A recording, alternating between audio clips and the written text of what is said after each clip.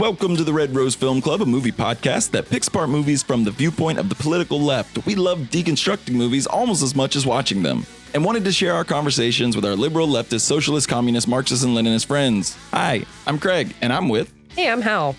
Letterboxd says my most watched theme of 2024 was intense violence and sexual transgression. Guilty as charged. And I can't say I'm pressed to change this, but in 2024, I had also been guilty of backsliding into fear-driven paralysis politically. And in 2025, I'm trying to change that, but pretty tough, y'all, pretty tough.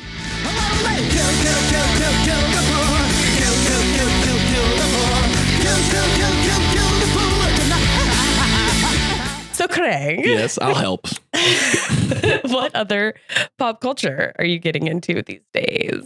I just realized that I'm about to kind of talk about the same two things that I talked about on the last episode to a degree, because I saw a horror comedy that didn't really work for me like I did on the last one. And I saw a Steven Soderbergh movie that I liked.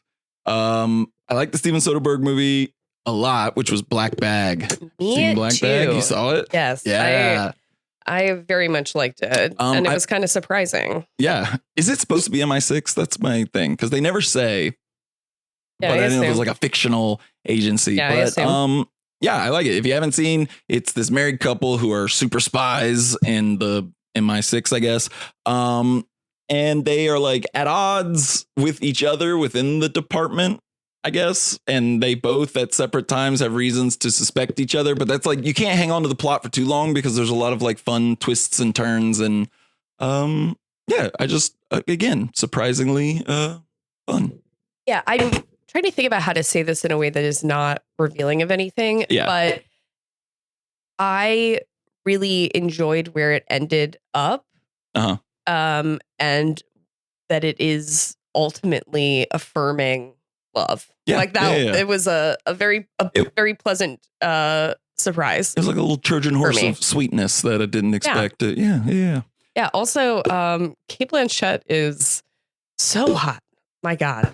I Agree. She's great. want her to spy stalk me.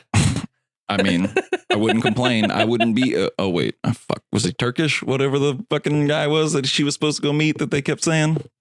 Well, it doesn't matter because I forgot the wording Russian. of whatever joke I was going to make. So Russian. Yeah. So that was Black Bag was cool. Yeah. I was very pleasantly surprised by his like inversion of expectations than what I anticipated. Yeah. I will say, I think my least favorite part of it is the guy who is from, I know that he is from Bridgerton. Yes. I know. Renee is his first name. Renee Jean. Renee Jean Page. Renee Jean Thank Page. you. Producer Chantal. I didn't love him in the movie. And I have liked him in, I can't remember what else I've seen him in before, Bridgerton. but no, I don't watch Bridgerton. Okay. I don't watch very much television. I'm certainly not devoting time to Bridgerton. No offense, listeners, if you do. That is just not my bag. But there's some other film I've seen him in that I thought he did a good job, but his acting just was very soap opera said derogatorily to me. Like it just was a little over the top. Because again, like a fun element is almost like everyone else is kind of too cool. Like they're playing it like very, no one is too broad except for him, I guess. If he's, he just doesn't quite click or fit in. I see what you're saying. Yeah, it just, and some of it is, it perhaps fits with the role in that he is supposed to be bad at lying. But right. I think he's bad at being a convincing liar, which is a key part of his required for effective implementation of his characterization. But I also love no hate on him in general, just in the role. I didn't love it. I also love the clues are coming together type of like scenario. Like, I mean, obviously like the Sherlock Holmes movie does it to a degree, but like the Sherlock Holmes TV show was really cool about that. I don't know, like the process of like a super observant person. It just always ticks a box for me that they're that movie ticket is in a trash can. Let me go see what that's all about. Well, and like Michael Fassbender in contrast to Cate Blanchett, where she kind of has this like heat to her, and he is very icy and clinical. Yeah. I thought was very effective. And there was a lot of sex in the movie, which I didn't quite anticipate either. Me neither. That's not always. So Soderbergh does a lot more, I think, suggestion than just straight up kind of erotic energy. But there's a lot of people fucking around in this film. I was expecting like a kind of a like lame office version of Mr. and Mrs. Smith. And instead it was like a sexy office version of Ocean's 11. Yes. Yeah, absolutely. Spot fucking on. I agree. It was a fun in line with what Soderbergh has done before, but with a little spicy twist. Yeah. So how about the horror comedy that you saw? I saw The Monkey, which I was very excited to see, and it's like fun or whatever, but it's ultimately kind of disappointing. I think that again, I've talked about horror comedies 2 weeks in a row now, and two that don't quite work. But like Hard Eyes, I didn't like. I just felt like it was two different, like a rom-com and a horror, and they never like worked in tandem. Whereas The Monkey does, but it's not funny. Like it is just the jokes just don't hit that hard. Like there are a lot of like visual gags. Like the number one is just like someone dying in like a suddenly explosive way. I loved that moment. I have to say that really, really worked for me. That elicited a classic Hal cackle. Yeah. In the theater. Me too. But that is kind of, I feel like one of the only gags that it had. I don't know. I hated the plot of it. I thought the writing of it was absolutely shite. The brother shite. thing is so boring. Yes. And like the son that is kind of a dud. Like everybody's just a bump. Overly complex. Like the plot with Theo James being multiple people or whatever. For no reason. Just like overly complex and spoils the kind of gleeful simplicity of the moments that really work. Like the this pool movie is about a fucking toy monkey that kills people. Like, why are we getting... It should be a toy-driven Final Destination. And the moments of it that are very successful are that. Like in the pawn shop or in the house with the realtor or at the pool. Really, that got it was quite a moment for me. Well, why did you say my audience reaction? But as the movie went on, I was like, this is a waste of Theo James' talent, number one.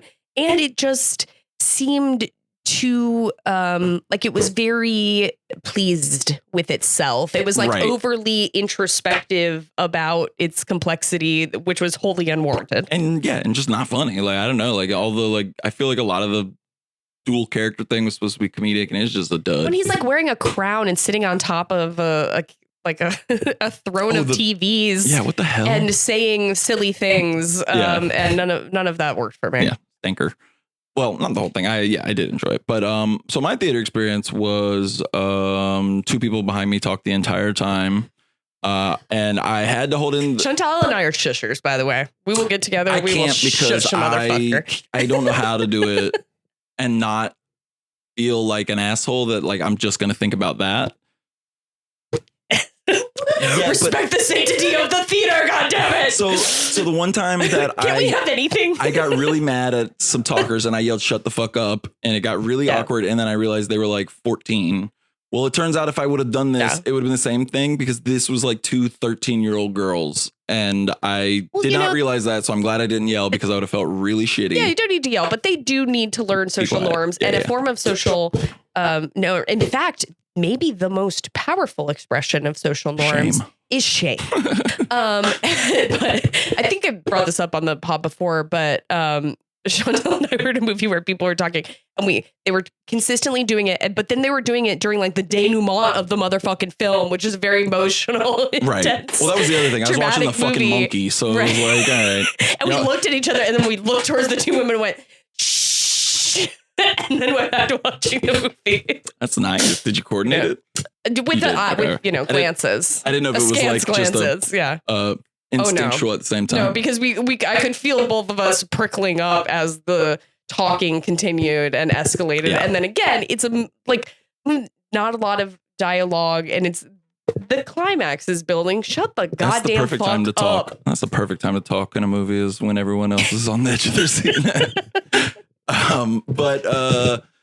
Yeah. Oh, this is funny. This is embarrassing. This is embarrassing on me. And I never confessed to Jess that this happened, that this was a mistake, because I couldn't do it in the moment. But Jess and I were in one of the flat theaters, like that. I hate those ones in the front. Like I want the stadium seats. And we were the only ones in the movie. And like the trailer was almost over. We were the only ones there. And so I was like, oh shit, I gotta go to the bathroom. Let me run to the bathroom before these trailers are over. I come back and I'm like, I'm going to be a fucking idiot. And I got in front of the projector and was like, and just like waving my arms and hands in front of it. Greg is doing the car dealership inflatable man dance. I was like waving in front of the projector. And then I looked over and two people had come in and were sitting right next to where Jess was. So I was like, well, shit, I just gotta fucking commit. So I was just like, I was making hands. I was like, I just came back and I was like, I was goofing in the projector. And Jess was like, uh-huh. And I was just like, okay. And I never told Jess that. I was like, I tried to just commit and be like, yeah, I saw you guys there. It was like, I'm just a goofy guy or whatever. And I never admitted that I did not realize. Wild and crazy guy. But I was doing it strictly for Jess to like, because I thought we were the only ones there. So anyways. It was bested by the staggered entrance of other I just remembered. participants. Okay, it's even stupider. Because it's the flat ones, so the projector's like fairly low to the ground. So I was like, what would be really funny is like my head shadow just slowly like. If you did like the inverse elevator going down the escalator into the screen. So I was like, so I thought that would be funny.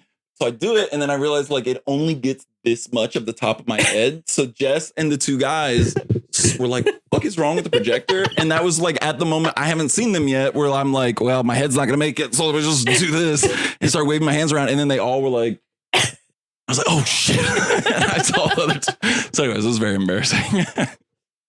Thank you for sharing. Yeah, brought some joy to my day. And then my last thing I want to talk about, sorry, I feel like I have so much, but is I've been like on a bit of a bummer streak lately, just, you know, melancholy, work, all the shit that sucks. And I've been coming out of that because I have been diving so deep into fucking wrestling, and that I'm watching so much wrestling and reading wrestling books and watching like old wrestling stuff. I just want to talk about wrestling. Did you see John Cena's heel turn? I know you're not a WWE viewer anymore, right? Yeah, we sometimes watch put on WWE pay-per-views since they're free. Downfall whatever of Vince McMahon. Oh, Vince McMahon, yeah. Since he's no longer involved in the product, and I did see it. Did you like it? It to me feels like too late, too little, too late. Yeah. It's an odd decision to make right before your retirement matches. When your entire career, this is that's not, kind of what I'm, fuck Hulk Hogan. So me bringing him up is not to say anything positive about him, but that like when he became Hollywood Hogan, it had big impact because it was still at the height of his career, his wrestling career. Yeah. And so all the children who loved, big, strong hero, red and yellow Hogan, suddenly you've got him wearing the NWO colors and he's dyed his hair and he's talking a little different. And so it was capitalizing on the wave and flipping the script. Cena, it's like he hasn't been meaningfully involved in wrestling for a while. Most people's contact with him hasn't been primarily wrestling in over 10 years. So it just doesn't mean very much to me. Yeah. Like I just don't really care. Yeah. I mean, it was fun, just the shock of it. The moment was like a good moment. Travis Scott burst Cody Rhodes' eardrum. That's crazy. He is lucky that he is not a wrestler because the return receipt on that motherfucker. Get Braun Breaker out there. Give him one of them spears. I'm just going to explain this for one, people who are listening who don't know, and also for producer Chantel. Not so much you can care or not care about the John Cena of it all, but Travis Scott was present in the ring during reasons unknown. And WWE has always courted. Yeah, anytime a famous person will be willing to walk out, they'll find a reason to. And so Travis Scott has been kind of increasingly present in the product as of late. And he was courtside, you know what I mean, ringside, and then actually in the ring itself for this very big, impactful, was supposed to be a big, impactful moment. Which does take away from it a little bit. Yeah, I'm just like, why are you here? Not in general, like, sure, be ringside, that's great, but like, why are you in this moment between The Rock and John Cena, which has been literally like 25 years in the making? Yeah. Anyway, the important thing here is that he fucking hit the shit out of Cody Rhodes, who is a wrestler, and burst his eardrum. Like, did not do the things that you're supposed to do to protect the head. Straight up smacked him. Straight up hit him in the head and burst his eardrum. And by the way, Cody Rhodes is like one of like, no one deserves that, and you shouldn't face that in the workplace. Like, you should have the protections that your industry has put in place. But also, he's like, has the title and is the big champion right now. And got, seriously, and had a big ass black eye from it for like a week and a half. Yeah. So what the fuck are you doing, Travis Scott? Like, stop injuring people or creating context in which people injure people. I don't know. Yeah. Go to therapy. Well, the other wrestling thing I want to talk about is an injury that was self-inflicted and disgusting. I just saw on the script. So I have been watching a little bit of AEW here and there as well. I'm a Prince Nana guy, I think, if I had to pick anybody from AEW. But John Moxley, who is a wrestler that does crazy shit, got suplexed onto a bat with spikes in it, and it was like stuck in his back to where like they were milking it too. Like the ref was like pulling it out and the skin was just going with it. It was so gross. Yeah, cool. Milking also, I think, a genuine struggle. Like, for sure. Yeah. Also, that motherfucker is crazy. He is. He's like actually crazy. But like in a fun way, right? There's no. Oh yeah. What I'm about to say is, so John Moxley is my favorite current person that is currently wrestling. He has an interesting story in that he wrestled at WWE for a long time as part of the Shield, which was Seth Rollins, motherfuckers? Roman Reigns. Thank you. And Dean him. Ambrose. And Dean Ambrose is the name he wrestled under. John Moxley is his government name also. Okay, I didn't know that. Yeah. And so he was part of the Shield. They held titles. Like, he was pushed, but he was always like third fiddle, right, in this trio of guys. And then he comes to AEW and he's just like a huge breakout star. He, similar to someone that you're going to talk about in a minute, Hardcore King. Oh yeah. Really, able to take a lot of pain and likes to inflict it as well. And I really like his wrestling style. And a couple of years ago, he like disappeared from wrestling for a little while, went to rehab, and got totally sober and has come back as even more of a fucking sicko than he was before. Hell yeah. So I love John Moxley. Awesome. He is also married to Renee Paquette, who is one of the announcers for AEW. She has her own success in wrestling in her own right. But related to the politics of it all, he's currently doing a character or gimmick that is like the kind of an authoritarian leader. Yeah. And I think it's interesting the way in which he kind of embeds a critique of these white men who are interested in inflicting violence into the group that he's running now. I love John Moxley. Yeah. But I've also read some wrestling books. One, okay, and one is great. I'm almost done with one, but the one I finished reading already was called There's Just One Problem by Brian Gewertz, I think is how he pronounces it, who was like a longtime writer for WWE. And it's fun. Like, it's like a lot of behind the scenes stories, but he is a little too reverential to the McMahons for my taste. I'm sure he is. Yeah. That's how he worked there so long. Yep. Yeah. Especially as a writer. For sure. Yeah. And like a lot of his shit is like just not funny. And like he's talking about like stuff that failed. And I was like, well, yeah. Did you read the thing you just wrote about what it was? Like, it was dumb as hell. But the one book that I'm like about 3/4 of the way through and I love it is Mick Foley's book that I have to look up. Have a Nice Day, A Tale of Blood and Sweat Socks. I'm so happy that he's like as seemingly cool and nice and like earnest of a dude as he's always appeared. And his book's awesome. Yeah, just a bunch of stories about disgusting things happening to his body and his like journeys in wrestling. I love the fuck out of Mick Foley. One of our dogs is named Cactus after one of his three faces. Sorry, I didn't want to give out your dog. I didn't want to dox your dog. Feel free. Also, it's funny thing about Jack. So we just call him Jack or Jackie most of the time. But when I Like when we first adopted him, I wrote his name as Cactus Jack on the vet form. And so whenever we go there, they will call out Cactus Jack. And I kind of like sometimes forget that that's his, full That's name, really because funny. that's I would not love what we call him. So, Well- calling an entrance into the ring in North Florida Animal Hospital. Hell yeah. I would have named my dog after a wrestler. Isaac Yankum's DDS. Do you remember that? Do you know who that one is? That was Kane's persona before he became Kane. He was an evil dentist named I Yankum. Dumb as hell. Should just name a pet one of the like Scott Steiner promos. So you just have to say like the whole promo. When you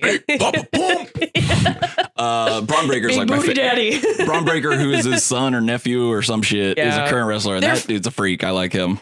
Yeah, they are bad. That family, the Steiners, are not good. Yeah, but I don't, politically. Braun Breaker's all right? I don't know. Probably not. I would investigate further. My understanding is not good. Okay. I'll have to look into that. Scott Steiner could cut a promo like nobody's business. With the chain. That man plus steroids plus allegedly cocaine.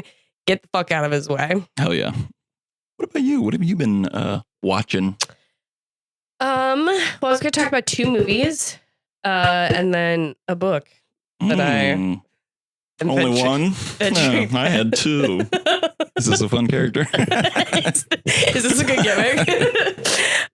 So the first movie I want to briefly discuss is new to me, but is a queer classic. It's called Pink Narcissus. Okay. It's from 1971, and it is an experimental film that does not have very much speaking in it, but is just like images of gay lovers, and includes some really delightful like city scenes where all the buildings and signs have obviously been handmade. Like it's very much like an art project that a group of dudes made. I think, that a group of guys made. It is includes erotic content, but is not like explicitly pornography.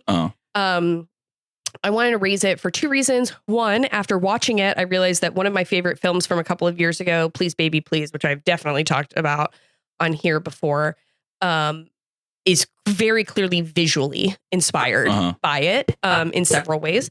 And also because I watched this film on Rare Film, 2 M's.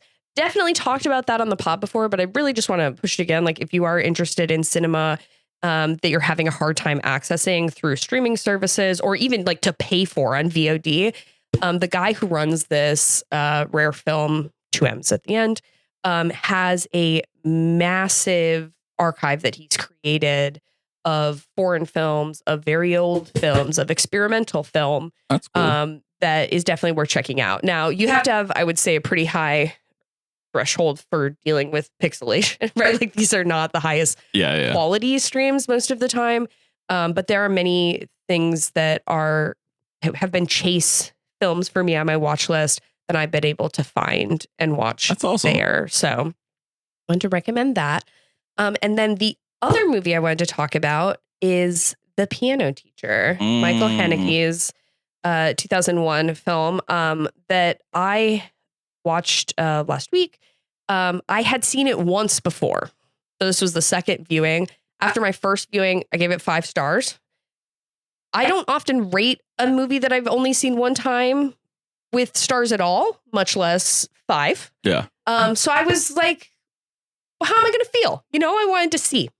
And to me, absolutely maintain its 5-star quality. And it's very interesting to me because I do like The White Ribbon by Haneke, but in general, I would not consider myself to be a big fan of his. Yeah, I like his big ones. I really like, and The Piano Teacher I haven't seen yet. Oh, I started it recently, and for whatever reason, had to pause and then didn't go back because I was only a few minutes in. But it is one of the most, like, there are other movies that are maybe more emotionally impactful in terms of like their scope, and like what they reveal about the world or the way they probe into some concern in the world.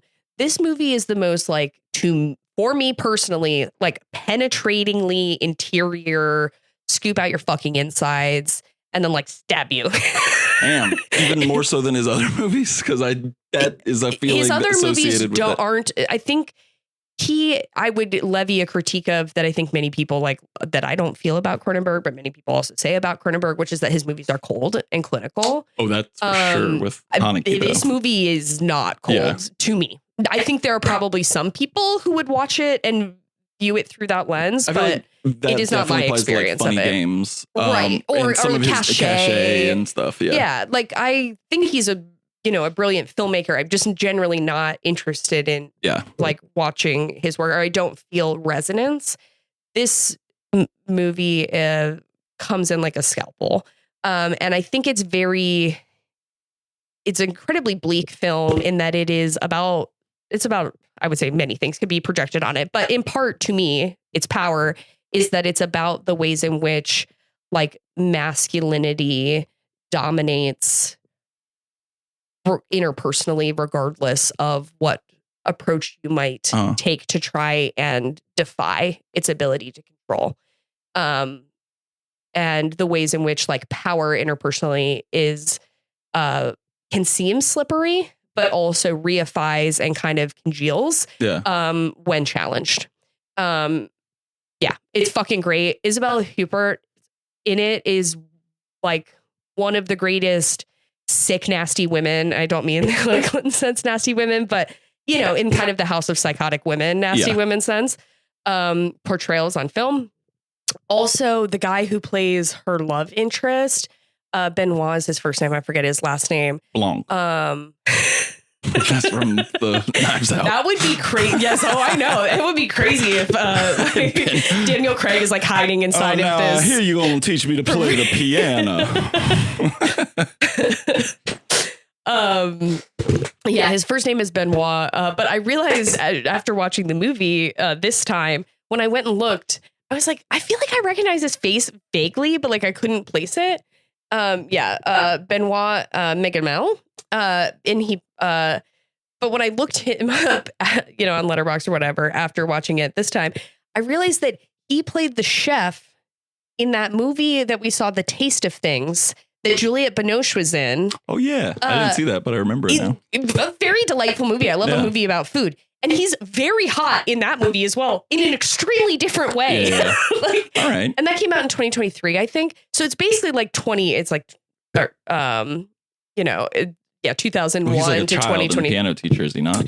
He's like maybe like no. He's older than that. He's like in his 20s. I would say like maybe slightly younger than that, but he's not like 14 years old. Gotcha. Okay. I guess I was thinking that's what that movie was.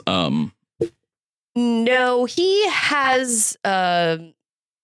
He definitely has agency, and it's not. It's a piano academy. It's not like a high school. Yeah. It's like he is petitioning to enter very specifically for piano. Gotcha.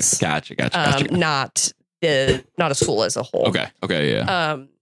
But yeah, for those who are not familiar, it's about a woman played by Isabella Huppert, who is a piano teacher who is dominated in all relationships in her life, especially by her overbearing mother, except for as it relates to piano, where she is an instructor at seems like a moderately prestigious academy.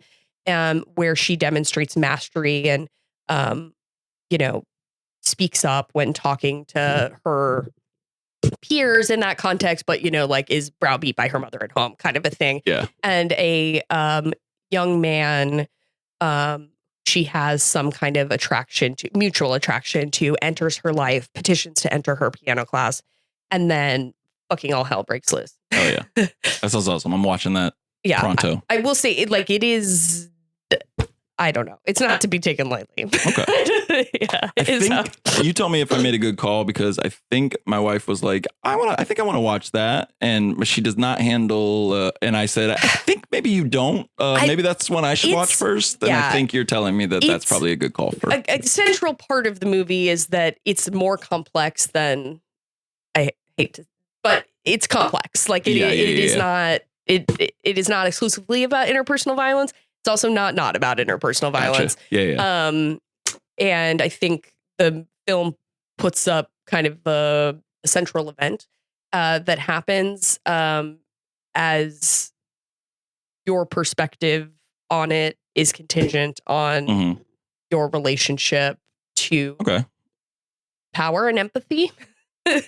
But it's not easy. Okay. It's not easy. I gotta watch this. I'm watching this pronto because it's on Max right now. Also, I think I might have this movie and have not watched it. I got Haneke up there somewhere. Yeah. Funny Games. I watched it. I see. No, don't have it. Yeah, I watched it on Max last week, so it should be there. I think it's under their it's not TC anymore, but their relationship with Criterion, basically. So hell yeah, being punched in the gut by a film. And then the book I wanted to talk about. By the way, I saw that in your notes. Mike and I have launched into what I've referred to in the script as a couple's folly, which is that I might agree. We're on a joint Gravity's Rainbow adventure. All right. Have either of you read it before? No. Okay. I would feel too stupid. I did. I was like, I'm sorry. Go ahead, and then I'll tell you my relationship with a pigeon. I will say, I think I may have brought up before that I have done a book club with close friends Jared and Roz that is designed around reading a book and then watching a movie that is an adaptation of that. So the first one we did was Women in Love, and then watched the Russell film, and then we just finished Howard's End by Ian Forster and watched the James Ivory directed film Howard's End. I'm not talking about that because I love the movie, to be honest. I liked the book more than the movie, though. I will say Emma Thompson's performance in it is amazing. And she won an Oscar. She won an Oscar for it, which she should have. But it's directed in a way that is very masterpiece theater, which I don't care for. But because of that, it's led me to reflect. We haven't decided what the next one is. So if you have an idea about a great book that has a good movie adaptation, let me know. But because of that, I've reflected on how there are some, texts I would be interested in reading that doing it, in concert with another person or several other people, whatever, would be the best way to, one, full transparency, the accountability of it, of getting through it. That was definitely relevant in reading Women in Love. I love that movie, but a 450 page or whatever it was, a D.H. Lawrence novel where he's going on and on about the philosophy of love, is not necessarily what I'm personally choosing for my recreational reading. But I was very glad to have read it. So I was reflecting. I was like, what are things I would like to read? But this was a you choice. Yes. This wasn't part of your book movie club? No, it's not. We're not doing it jointly. I'm just saying it was inspired by my lead in there is reflecting on this works for me. You know, I'm not I'll say this as it relates to the books we read so far in book club, book/movie club, is I'm not terribly inclined to read British class dramas. That specifically is not necessarily what draws me in. So I wanted to read those things. Friends wanted to read those things. It was helpful to have the structured context, right, for delving into them. And so reflecting on that, I was like, what are things that I want to read, but I think I would struggle to read alone, just in terms of remaining committed to. Yeah.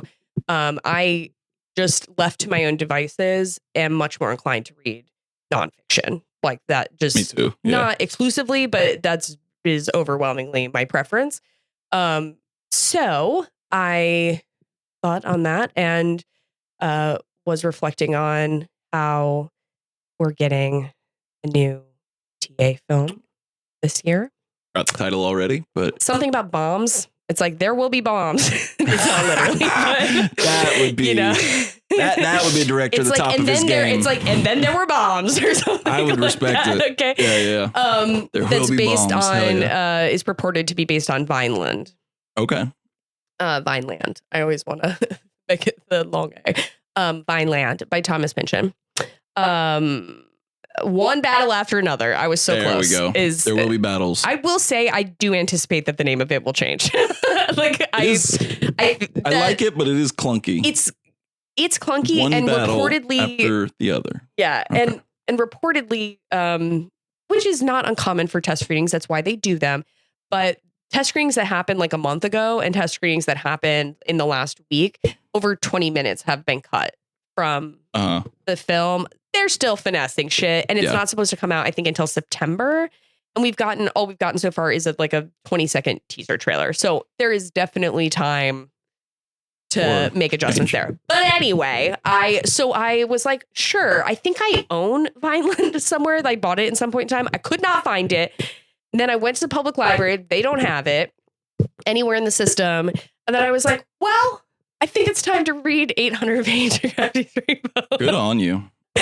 And it feels very apropos for what's happening right now in terms of using art to process feelings, right? That's why I love The Piano Teacher so much, is because it invokes something very specific in me that I don't want to feel.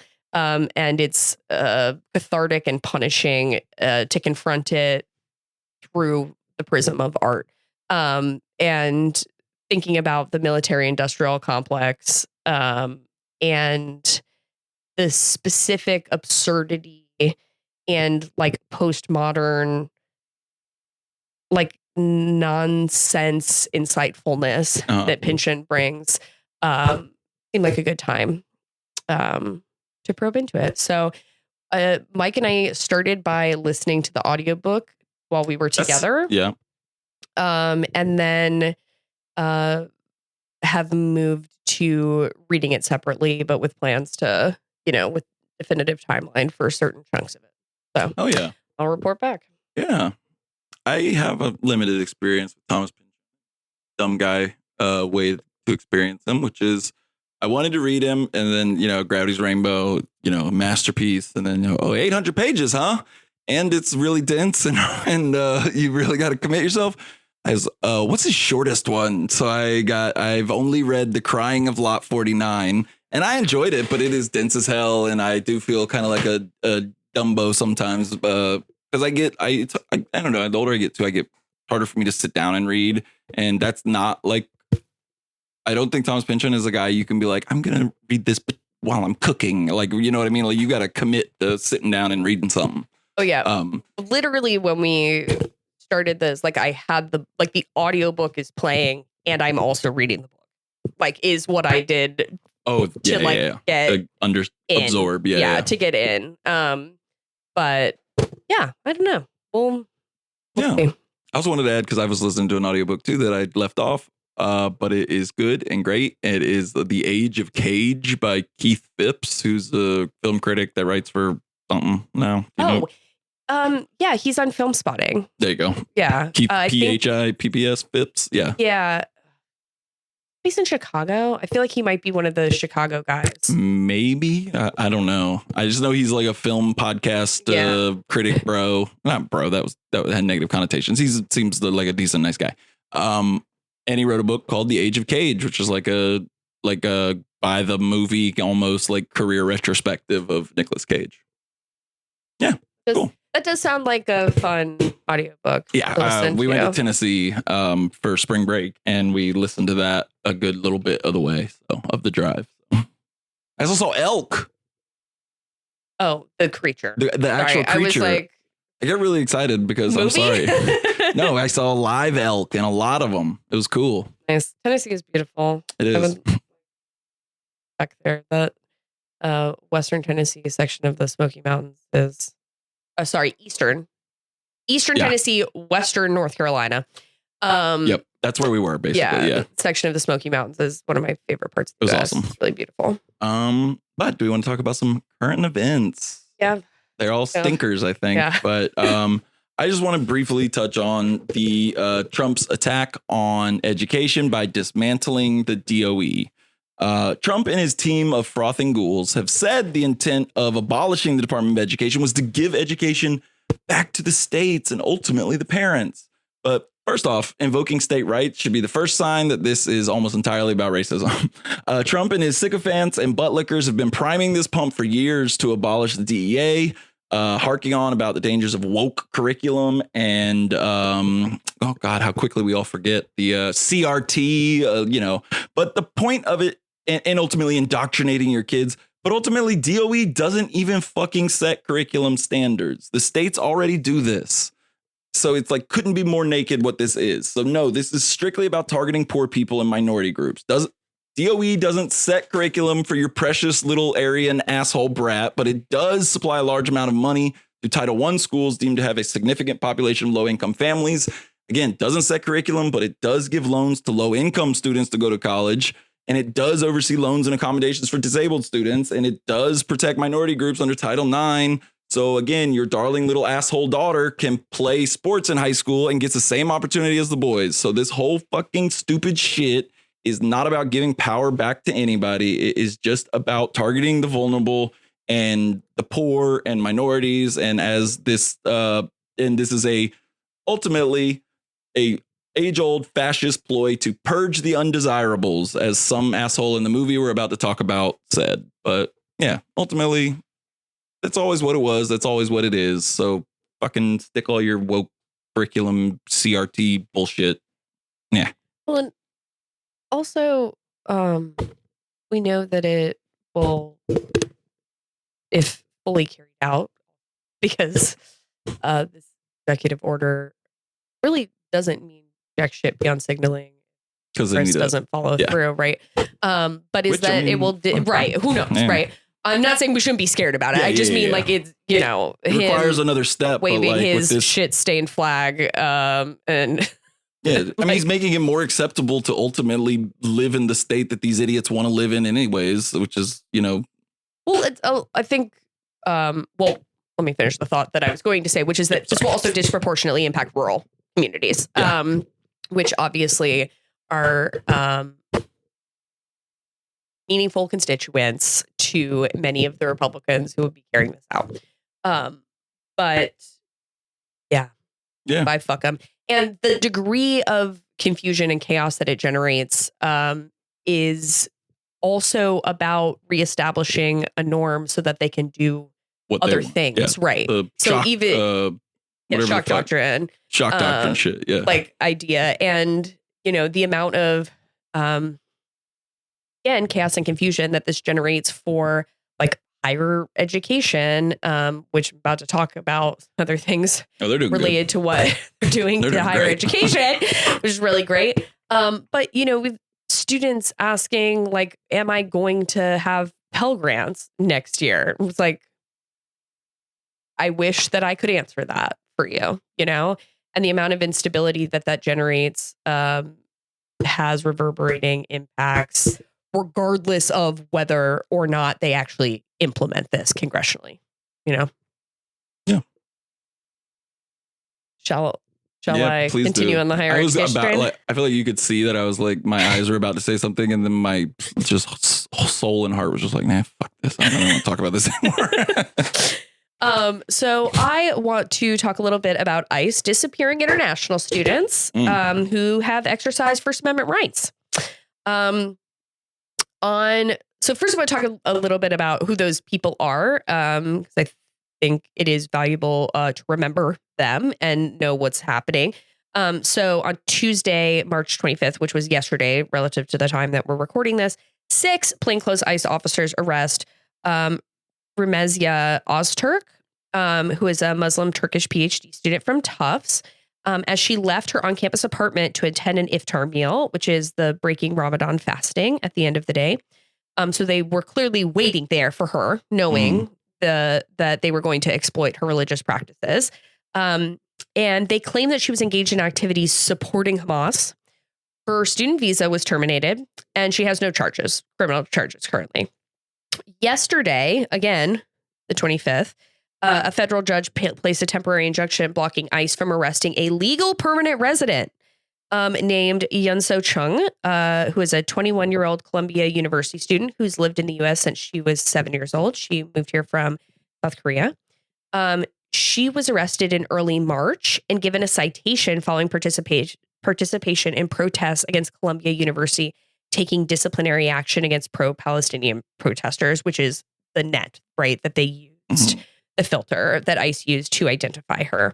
Of course, Mahmoud Khalil, I think most everybody who would be listening to this have seen news that he was disappeared in early March for leading protests at Columbia. He has a 8-month pregnant wife, and he was straight up disappeared, seemingly first to New Jersey, and then very quickly moved to Louisiana. Again, he lives in New York State. And then Al Jazeera, in a March 14th article, said that they identified a Palestinian student, also at Columbia, who was deported for reportedly quote unquote overstaying her F1 visa. And that a student from India, also at Columbia University, had her visa revoked for quote unquote supporting Hamas. So that's not even to mention, obviously, the way this administration has used defunding as a cudgel to propel changes to Columbia University's policy. They want them to ban masks. They're demanding disciplinary measures against students who participate in protests.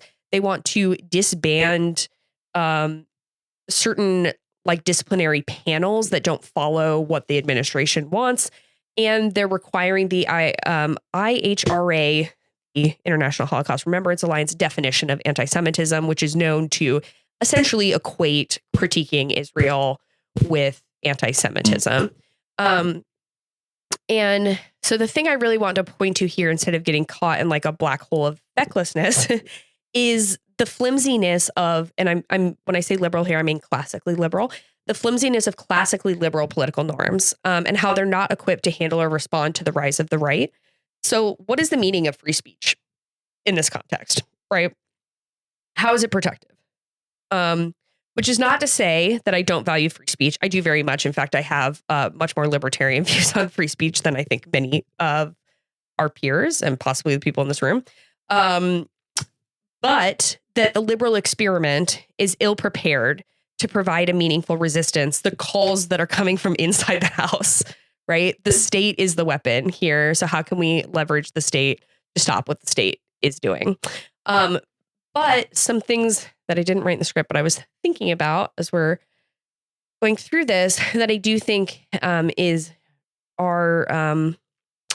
pegs that we can hold on to, is that if the state determines that it is in its best interest, it will stop these things.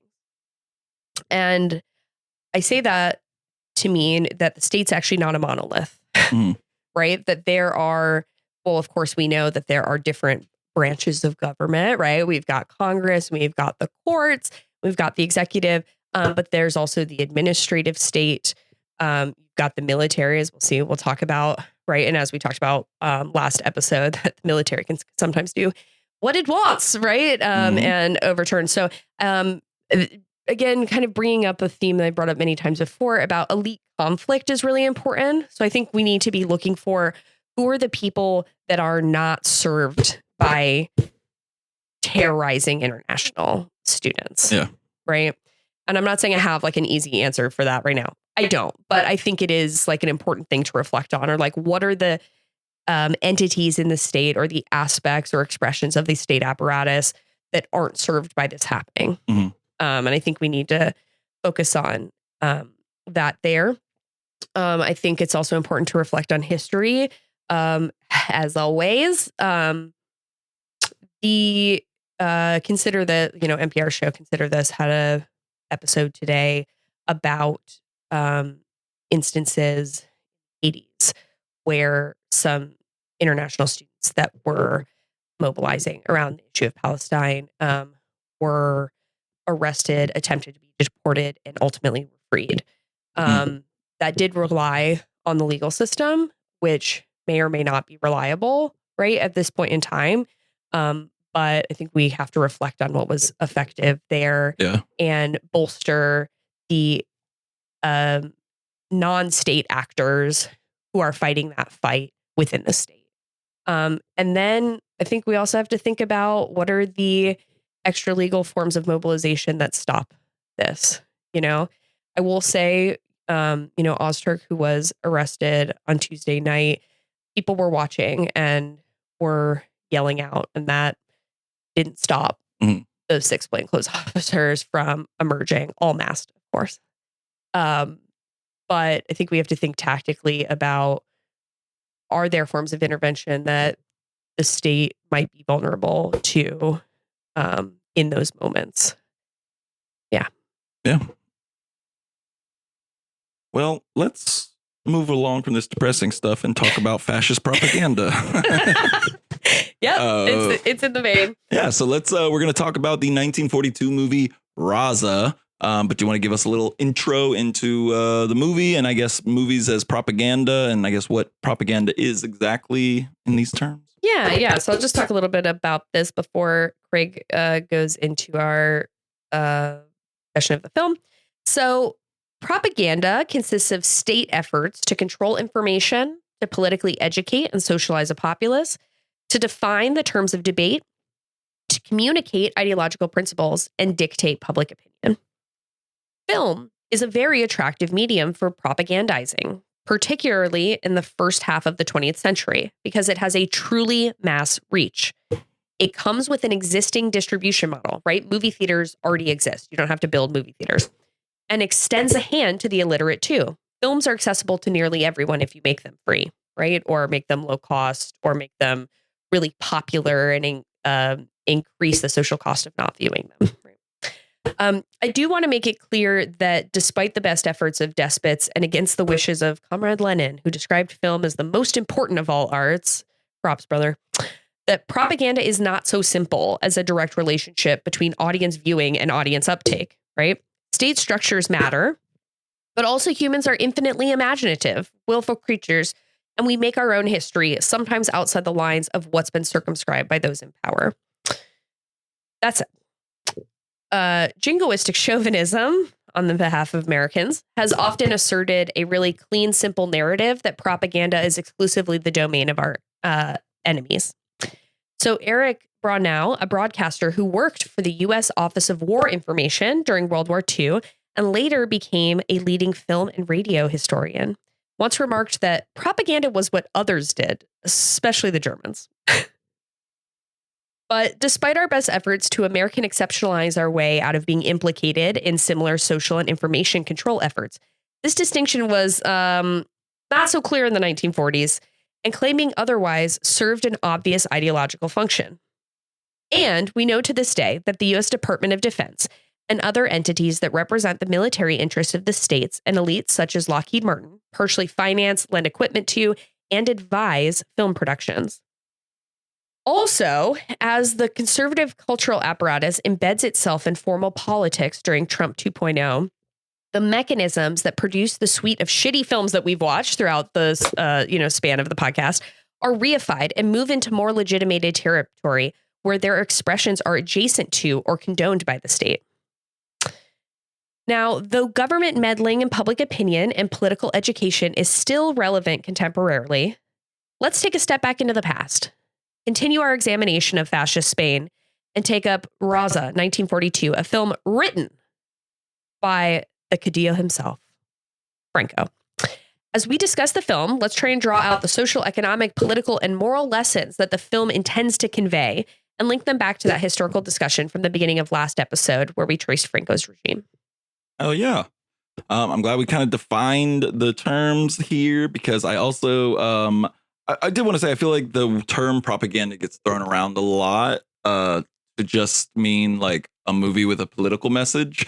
So I'm glad to like define it like, no, like at least the version that we're talking about is like there needs to be some like state sponsored activity, or action, I guess. Because like as much as I hate those fucking Christian ass like production company movies, I don't necessarily look at them as propaganda unless, like Mike Fuckabee is like donating to most of the funding or whatever. But yeah, I mean, I think it could be that social scientist background is interested in operationalization.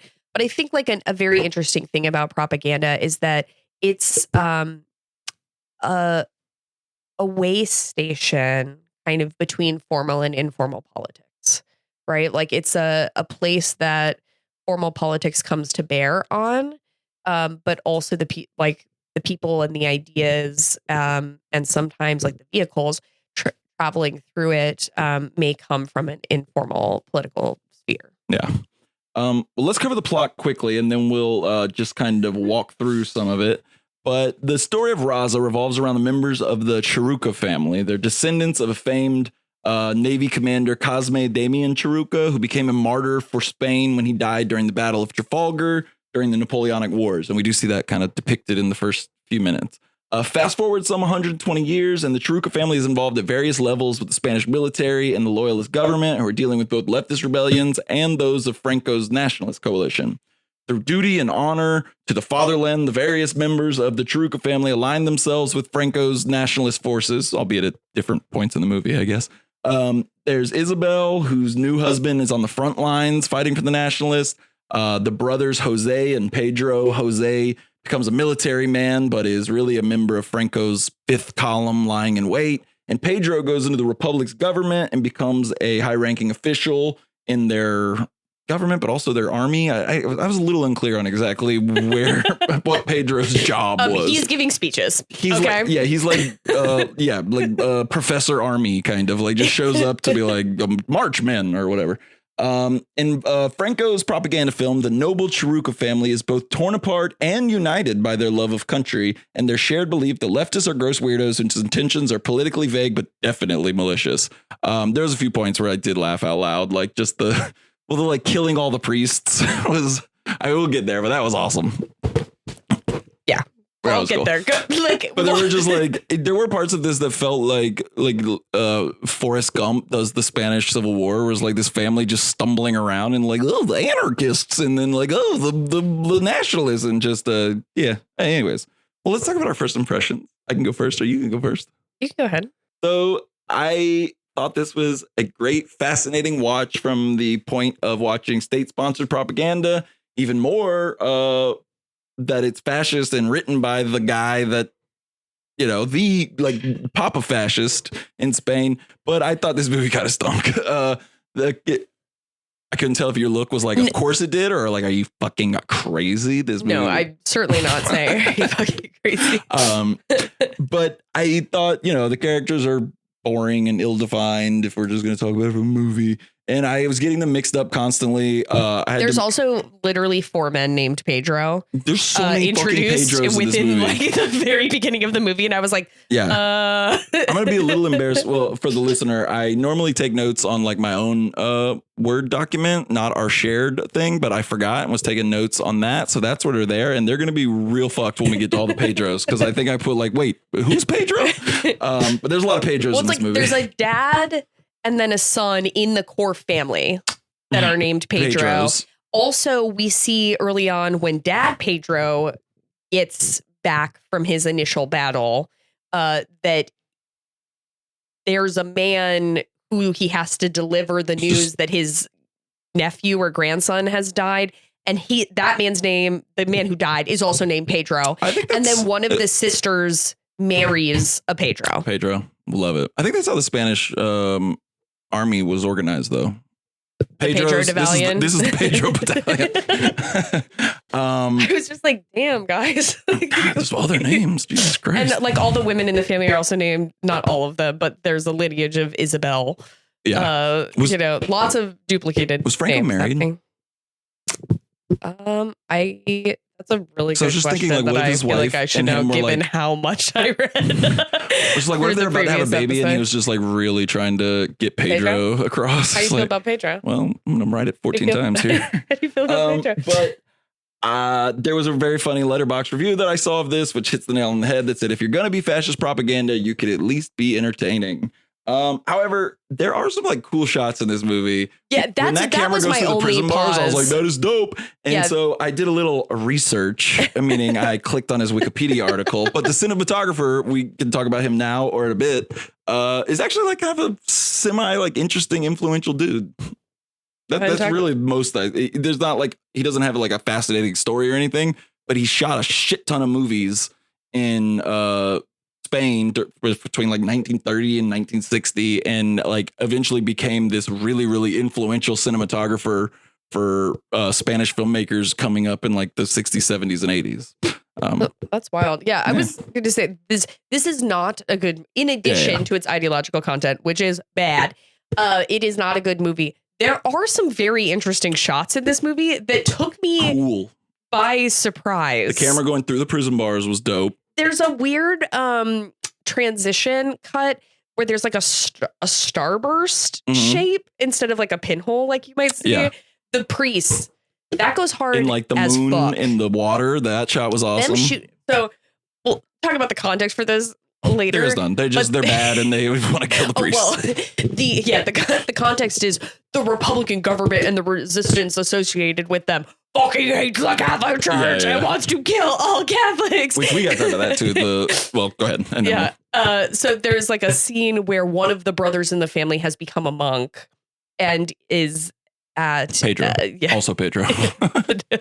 No, that man had a different name, but I don't recall it right now. I left him off my plot intro because he's kind of forgettable. Yeah, well, he's in like one scene until you cut to and also the original Pedro, the dad, they have like 70 kids because it's a Catholic family. Yeah. Right.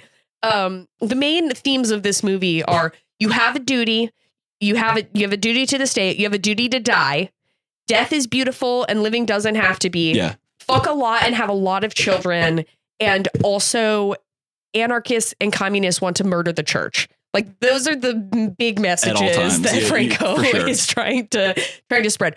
But they shot the scene really sick where there's priests all lined up on the beach and they shoot them one by one. They don't do a firing line where they shoot them all at the same time. They literally shoot them down the line. And then the brother who was the priest who got shot is just his head is shown with the wave like lapping up against it. That was cool. It is a beautiful shot. I mean, it's like, what are we doing here? Fascists have a record for like the aesthetics are usually that's like what surprised me is that the usually conservatives are horrible in terms of like generating beautiful things. But there were some beautiful shots of this that I was like, interesting. But maybe it, says something that the guy who was the director of photography went on to do other things. I didn't really research him. I just like looked up a little bit on his Wikipedia. So I didn't have his personal life, but I wonder if he was a true. Oh, no. I did look up a little bit of his personal life. I was going to say, I thought I saw in the notes that you said he's Jewish. He is a true blue like believer in Franco Spain. He left. He fled Germany and then went to Franco Spain and was like, okay, this is nice. And then just became like a fucking stooge that worked for Franco. Somebody make The Brutalist, but about that man. Hell yeah, that'd be cool. That'd be cool. I will watch it. I will say before we get in the plot, since we've already talked about the church, there is a interesting depiction of the Catholic Church's relationship to this conflict, because if you were to believe the movie, they are a collection of sweet, innocent little. All we want to do is take care of children, and who's going to take care of children once you murder us? And not the larger picture that like the Catholic Church is, their hands are fucking so deep in everything that's going on. Right. Like we talked about in last episode, they supported Franco. Yeah. They financed things. They were involved in the military operations. So it's just kind of funny, like how far this movie goes out of their way to include the Catholic Church, but also be like, they don't have like power though. They're like they're so ineffectual. They're just sad and men not like the reason we're all doing in this a garden or whatever. With a child clutching them. Yeah. So the movie starts and we get this kind of like hagiography of like all the old warriors and the old, we see the Battle of Trafalgar. The Pedro goes and then leaves and comes again. I'm not sure what's going on with Dad Pedro at this point. So I think this is one of those times that, and very central to understanding how Franco is self-mythologizing here, right? Is that a key theme at the beginning of the film is that the Spanish Navy and the empire that Spain was able to build through their navy was demolished by resistance, traders, and like anti-colonial fights. And so, woke. Yeah. Let's get that going. The woke killed the Spanish Armada. Ooh, that got me. Woke killed the Spanish Armada, indeed. But so what happens is Pedro, I don't know that we know where he is initially, like Dad Pedro, but when he is sent back out, he's sent to Cuba. Mm-hmm. There's a funny little exchange. Yes. Cuba. So they're trying to break through the blockade that the U.S., right? This is part of the Spanish-American War, basically. Break through the blockade that the U.S. has established in the harbor there, because we see like newspaper, a theme that is revisited multiple times, a shot where they just flash a newspaper that explains something, or scary headlines. Or a scary picture and headlines that flash. That, you know, the U.S. has blamed Spain for the sinking of the U.S. Maine. And so he's sent back into that quagmire. Yeah. And then he dies there, which is a valiant death.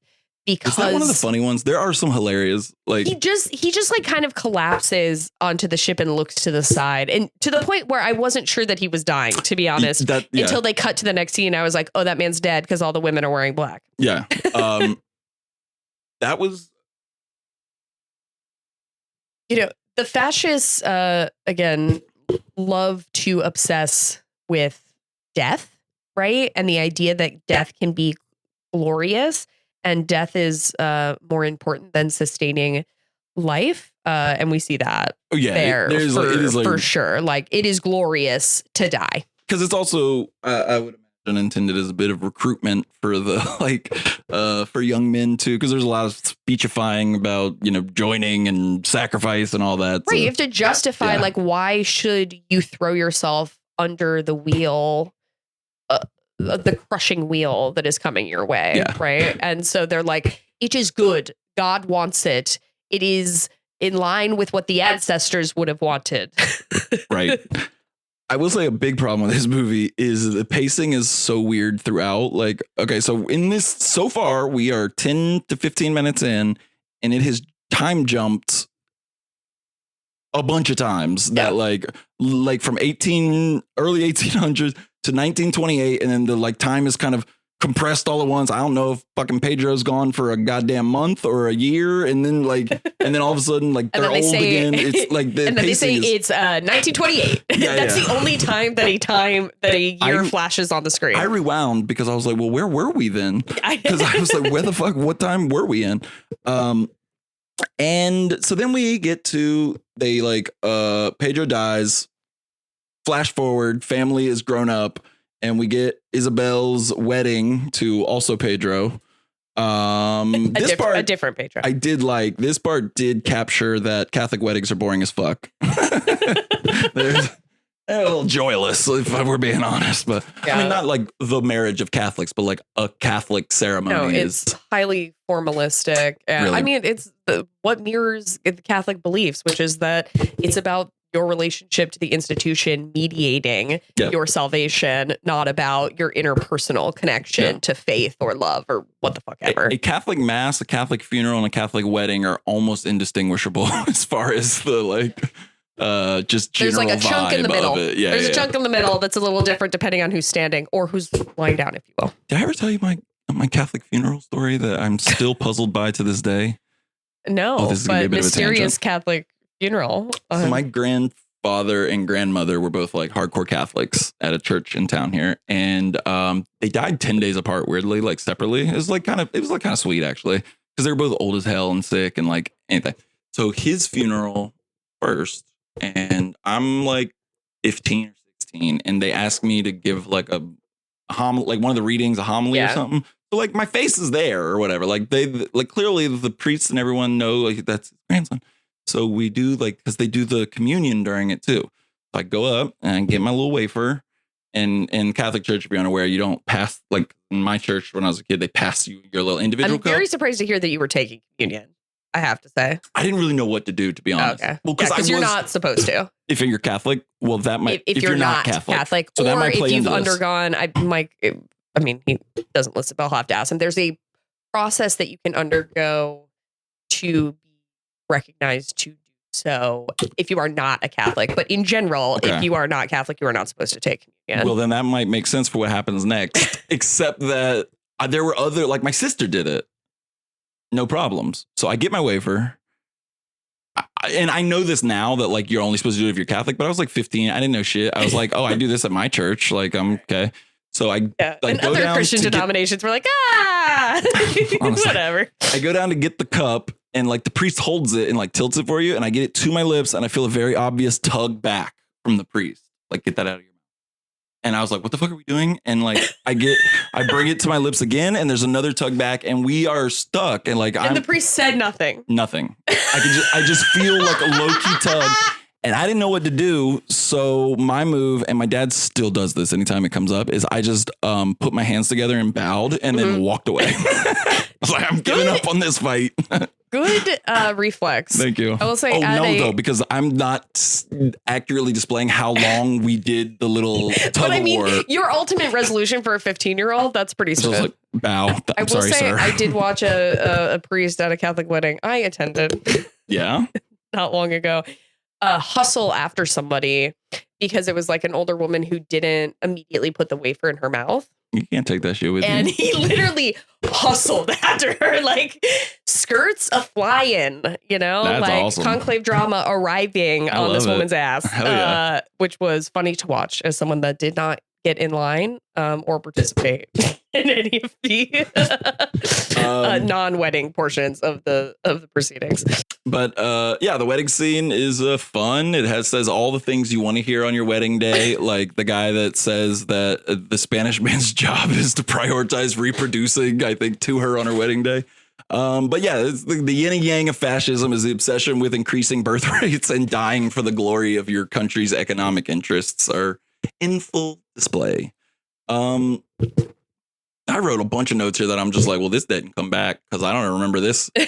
Oh yeah, Marisol does come back, but Marisol is what even is other than to be like she's a plot device. I feel like so Marisol is the friend of Isabel, the daughter, and she ends up playing a role in facilitating Jose's like restoration of glory while he is being politically prosecuted. Yeah. Which comes later. So she expresses that she is interested, but you're right. It is entirely like she's a like, mechanism. We need somebody outside the family to like. Right. Someone that's parts. simply not this family. Yeah. To play some role to move the plot along. I was also thinking that this movie is like kind of the anti, oh fuck. We did it about the Italian fascists and I loved it. The Damned. This is like the The Damned, was like a family torn apart by fascism. This is a family who finds purpose in fascism or whatever. Yeah, it's like almost the negation of it because it is about like a sprawling dynastic family that's like and like their collapsing or relationship to fascism and how it destroys them, or in this case, I can't even say empowers because like a bunch of people die. Yeah. So like, I guess it's just that fascist obsession with like death is good. Actually, you have to accept. You gotta accept that death is it's like good. you'll be dead, but like glory though. It was cool. Like Spain. You got your leg Spain blown will off. like it. That's when he gets his leg blown off. That first guy. That was when I was like, oh, is this movie gonna be cool as shit? Because the first guy gets his leg blown off on the You boat. can just tell this is like almost like a school project where like three guys are like, okay, guys, this is our opportunity to do something cool. And everyone else is like sleeping. Entirely. So basically the wedding scene, the only thing we get is to get a little bit of picture of Pedro and Jose, who are the brothers who are going to kind of be our primary two guys. Whereas like Jose's about glory and honor and Pedro's like works for the Republic and he's all about money and shit. And that's going to kind of be the tension in the family is but they're both like at this point working for the Republic, right? They're both essentially working for the Republic. Yes, because Jose works for the Republic. He just is acting as a Trojan horse, and that he has a secret alliance with Franco's. Yeah, he's one of the fifth column. Yeah, which I never realized that was a Franco term. That I've heard the term fifth column, obviously, but I didn't realize that. Well, I think that I looked up the origins are vague, but most credit it from. I think I wrote it somewhere in here. A quote of Franco writing about the fifth column that's waiting to strike or something, like his hidden fucking government resistance morons. I'm glad that his legacy is that and nothing else. And then trying to install his own successor in that person, democratizing Spain. That is funny. that is funny. So funny. But yeah, so then after that, we get a bunch of those hilarious like newspaper flashes. And the one that is the most telling of the movie is the one goes Spanish Republic proclaimed into 10 convents set ablaze. Like, see what happens? See what happens? They burn the nuns. So that was funny. Okay. And then we also see from those flashes that there are garrisons that take up arms, and that Franco has initiated the resistance in Morocco, which we talked about last episode too, as kind of the thing that set off, him eventually taking power. Yeah, there's a lot of and the Spanish Civil War. So we see it does like a lot of kind of set up in a short period of time, except instead of doing the thing that bad movies usually do with exposition, which is have two people have a conversation and they say, hey, did you know that Franco just started a resistance in Morocco? They do it with headlines on newspapers. Or just exactly what you said was like two characters will be like, do you hear about the anarchists coming in? Or like they're just talking about the various like threats to Franco or whatever.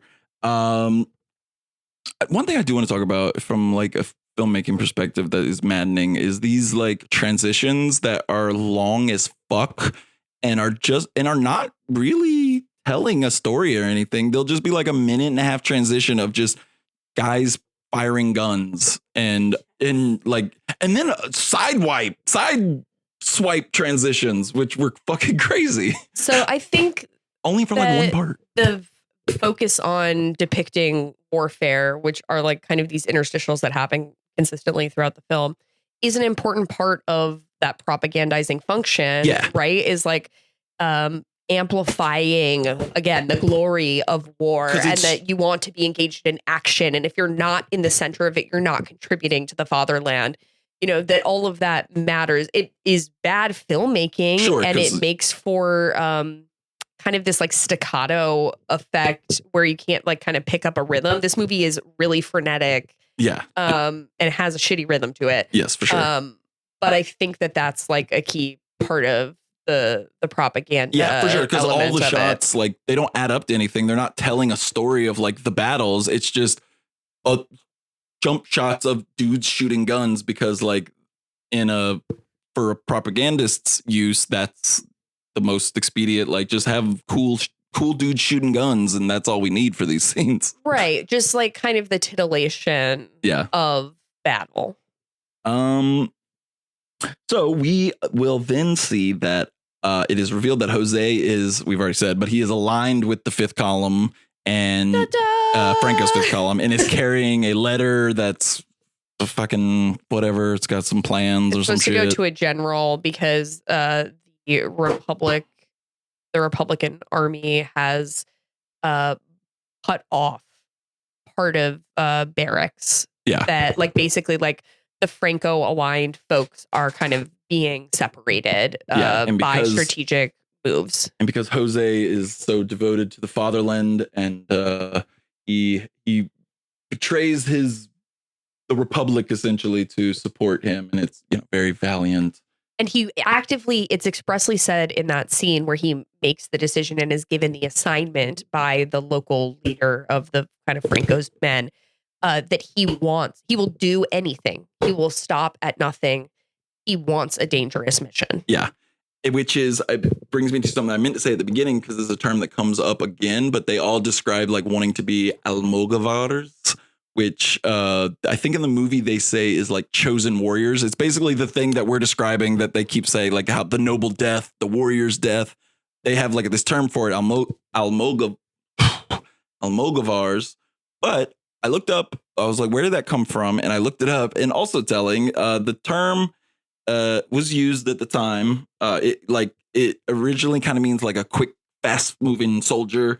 But it specifically is traced back to when Christian soldiers in Spain fought off Muslim and Islam rule, basically. So it's like very much a Christian, like Catholic,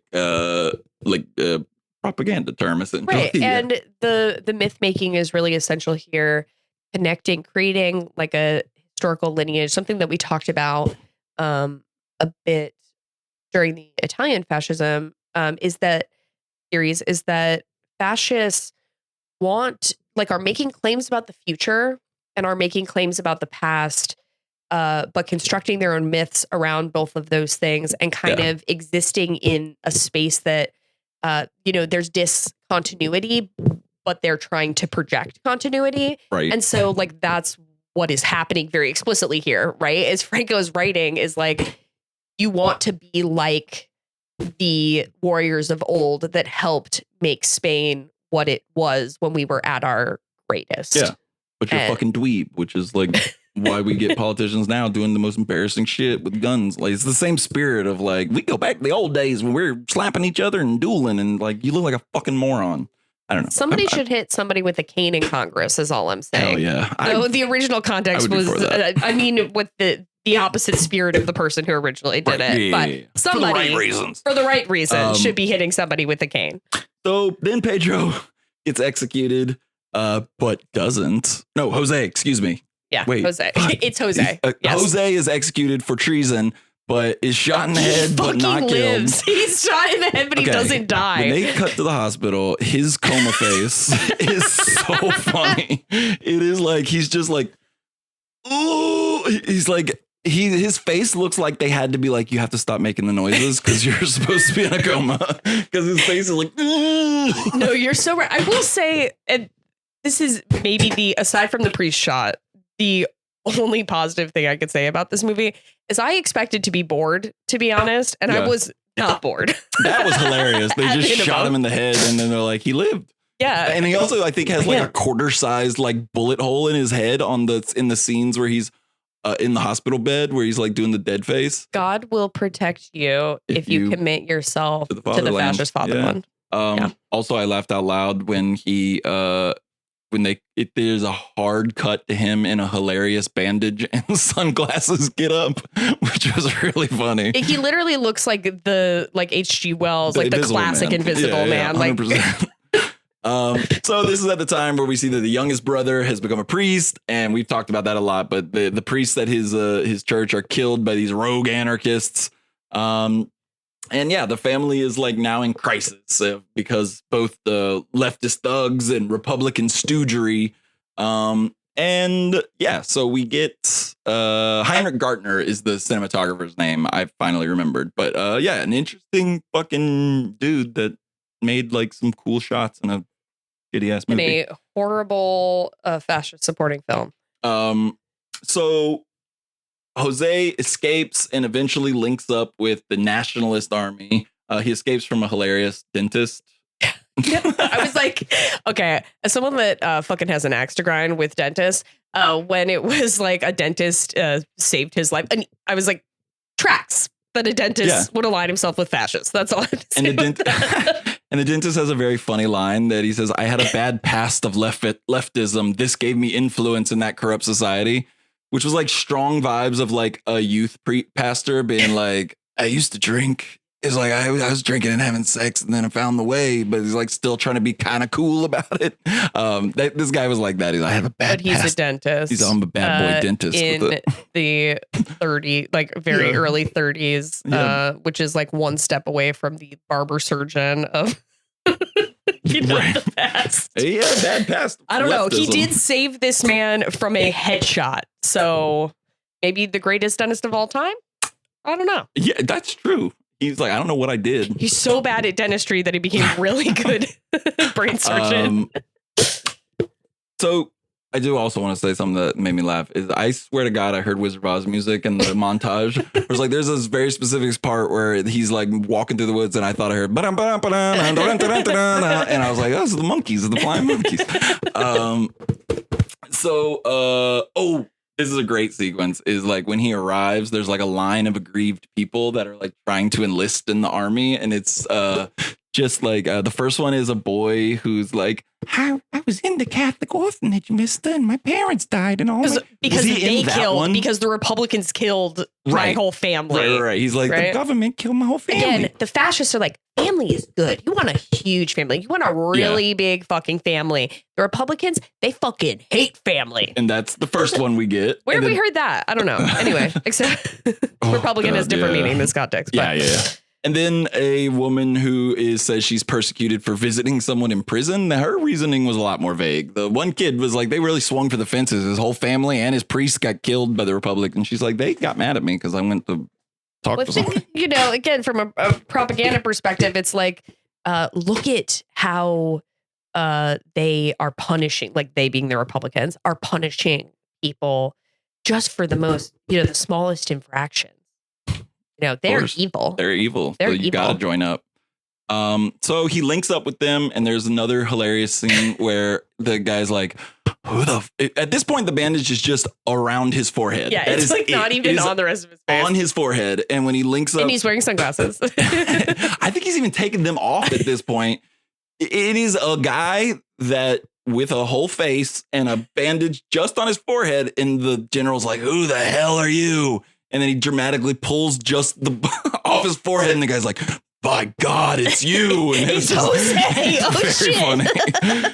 And then there's a guy named Sergeant Saucepan. I was like, well, this movie is awesome.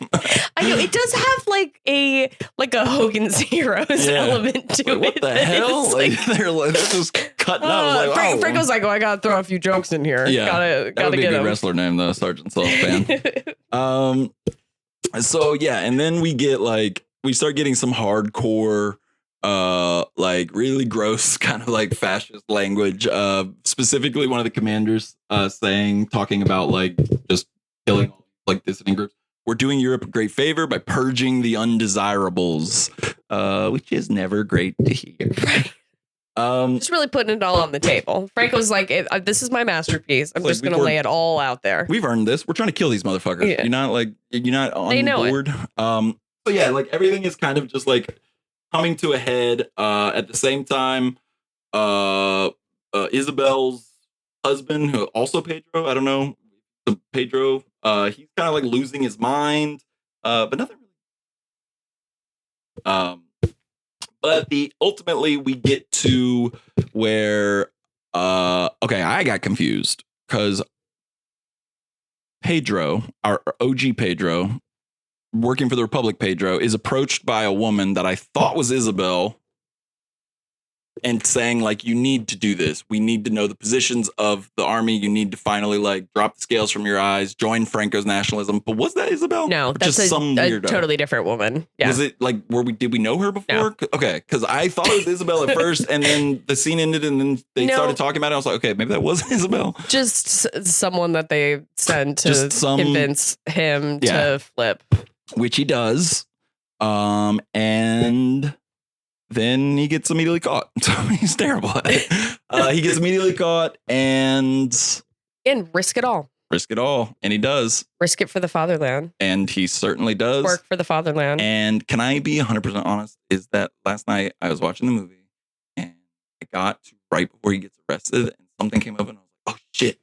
And I handled it. And you guys were like, you were like, I'm on the way. And I was like, oh my fucking God, I didn't watch the last 8 minutes of what happened to him after he got caught. So I did watch it while y'all were on the drive over here. So yeah, he gets caught and like the kind of, I think the note they want to end on is that like, he's the one that was the little fucking, I'm not going to do that. And he ultimately becomes like the ultimate, I think they even have a line, but the ultimate Almogovar by like finally becoming this warrior for Spain or whatever. Never too late to kill yourself for Spain. True.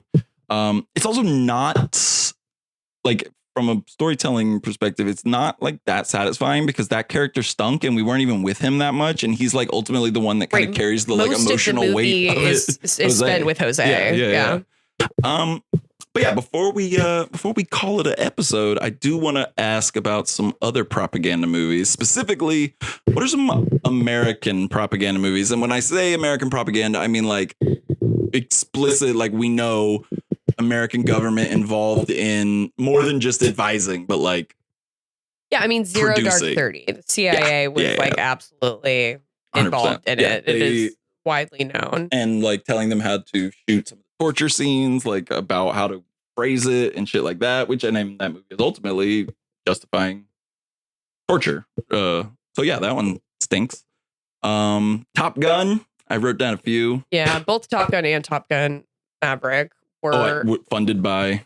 Yeah, I mean the U.S. Air Force was like involved in both of them, and I believe that Northrop Grumman was involved in the first one, and the first Lockheed one, Martin was involved in the second one. And the first one was almost explicitly like they said, like we're trying to get recruitment up for the Air Force, so like get some sexy dudes to play volleyball and make it look cool or whatever. Also, Lone Survivor. I think basically everything Peter Berg does is like he like embedded with a SEAL team. That movie is basically like is that a Wahlberg? Yeah. Okay. Yeah, that one. Yeah, it's terrible. I for sure have not seen it. That one is. I can like picture the cover. That one is like literally like, well, you might not appreciate like the ultimate mission of the war in Afghanistan, but for the soldiers, like every man, woman, and child is an infidel that will kill you. There's no one like just. It's just like Mark Wahlberg fucking blasting through like an Afghan village is kind of just, and he's the good guy. Like he would have done on that plane. Correct. Like he did do flight risk. Pooping his, or saying he pooped his pants. And finally, the other one I thought of, Animal Farm, which was like secretly promoted by the CIA as like anti-Soviet propaganda. So like obviously that one was a George Orwell thing, but I'm talking specifically the animated version was funded by or partially funded and promoted by the CIA as like the Soviet Union. And then I tried really hard and I came with one, but are there any movies that fit in this like American propaganda movies that are good or that you like? I have my one, but I wanted to see if you could think of one. I don't know. I mean, we've talked about before that I do like war films, but the war films that I like are typically about the brutality of war and not like not about glorifying that these were good actions for us to undertake, even if they're not engaging with like the broader geopolitical questions. Which I think the one that I said that I like, I think is that. I think it is more about the brutality, but I also think that it is unquestionably had American backing for like from the military, which is Black Hawk Down.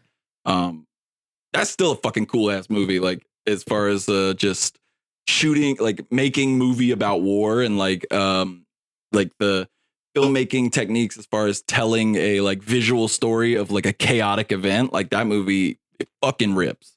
And it stays out of politics for the part, but other than the fact that the whole thing is predicated on us being in a country we should not have been in. Yeah, I was gonna say I have not watched it in a long time, like probably since I lived at home. Yeah, to be honest, it's cool. Many moons ago. But what I recall about it is that the thing that is maybe not explicitly propaganda in this like very specific operationalization where like the government is directly involved, but is that the way they define who the relevant actors are. Like there are entire groups of people and states that were involved in this operation that are just straight up not in the movie in any way. So it makes it seem like it's like this, you know, American blaze of glory when it was like a lot more complex than that. It tries to pay like a little classic. It tries to pay a little lip service to that by like having like stray scenes that are honestly not even, they're like the weak parts of the movie. Because the movie's strength is like you're just watching a cool action war movie, and like the way Ridley Scott shoots it is really fucking like readable. Like it's like I don't know, war movies are hard to shoot, and Black Hawk Down is like really cool, intense like war sequences for service of a story that's, you know, kind of fucked up for why we were there. But I mean, Ridley Scott can shoot a film. Yeah. That said, this reminded me of that. I want to see Warfare, the Alex Garland movie that's coming out. Have you seen trailers for this? I have. What do you think? What are we thinking? Because it seems like weird. Every time I see the trailer, what I think of is like, I don't want to watch this, but then compels reflection on like, what is it that is producing a situation that I am interested in watching war films that examine past conflicts, like distantly past conflicts at this point in time. But I'm not generally interested in films that are about more current ones. American produced films, shall we say, that are about Iraq, American wars, American wars, Afghanistan, etc. And I don't really have a like clean, convenient answer for that. I think some of it is like, I don't know why I'm like less trusting of, well, I'll say this, like many of the Vietnam War films that I love, there were American vets involved who had some critique of war in them. And I know that this was directed jointly by Alex Garland and another guy. Well. And I don't know who that guy is. And I don't have a read on like what his perspective is. And so I think I'm just like a little wary. I feel like Alex Garland's not, well, I guess Civil War was kind of bordering on, well, he is political. What am I talking about? Yeah. 20 days later, but like, but his politics are pretty sound, I feel like, and at least they come through in his movies. So I feel like he wouldn't do a movie with a guy who's going to be rah right, America. So also, you know, if I think about a movie like Platoon, which we've covered, right? Oh, yeah. Platoon, there is some effort on the part of Oliver Stone to balance where like empathy lies and where like the reflection lies in terms of the way Vietnamese people or being fucking murdered and raped were impacted, and also the impact on American soldiers' psyche. And I don't think that balance is as even as it should be. Platoon is not perfect at that, certainly. Yeah. But I do think there is some effort to provide some form of counterbalance, so it's not exclusively about impact on American psyche. Yeah. The trailer that I have seen so far of Warfare seems like it is very much exclusively about this is what these boys were going through when they were there. Yeah. Which is not as interesting to me or makes me, you know, raises some possible flags. But I think I'll be very curious to see what the reviews are about it. Yeah. And then may be interested pending that. I'm saying it, but my wife was with you. We saw the trailer in a movie together, and we simultaneously went. I was like, "All right," and she was like, "Nope." And I was like, "Okay, well, that'll be a me one then." There's also just like there's a bunch of guys in it that I'm like, oh, she were in a movie that I wanted to watch more. Like Henry, what's that guy's name? From May December. Yeah, I can't remember it either. Golding. Golding. Yeah. Henry Golding. Like I saw he was in it. I was like, and Will Poulter, I think, is in it. Yeah. I don't have any firm attachment to him, though he's fine enough. But there's just a lot of white dudes and other young men in it that I'm like, solid American young men actors that I wish there were other movies that you were in this slot in the year than something that seems to me to be very focused on the trauma faced by young men killing brown people. Yeah. In a foreign country. I've been so loose with my goofy ass asides here, so maybe that's where we should leave it. But I will say I do have an attachment to Will Poulter, and it's not because it was a good movie. It was just because it was in the trailer. I don't even know if I saw the fucking movie, but I think about it every time I see his fucking face. And I know he's been good in other stuff, but he was in that terrible movie. We're the Millers with Jason, where like I think a spider bites his penis, and he gets like some sort of spider bite on his penis that or like a bug bite on his penis. In the trailer, he's like, my weed. Like he says like a really embarrassing. He is very funny in that movie. I mean, I had not watched it since I saw it in theaters. I don't think I've seen it. I just remember the trailer of him like getting bit on the penis by a bug. There's a very classic like meme of him from that movie where he's like, you guys were having sex? Okay, I've definitely seen that. He is funny enough. And, you know, he was good in The Bear. Like, I don't have anything against him. I'm just not like I see Henry Golding and I'm like, interest. Yeah. Let me see. And him, I'm like, oh, okay. You know, he's in it. Yeah. Sure. If something bites Not his a penis, draw. I'll see it. But other than that, Let's leave it there. That's a good and way to we'll end get you on the it. next one when we watch. Le Veritas?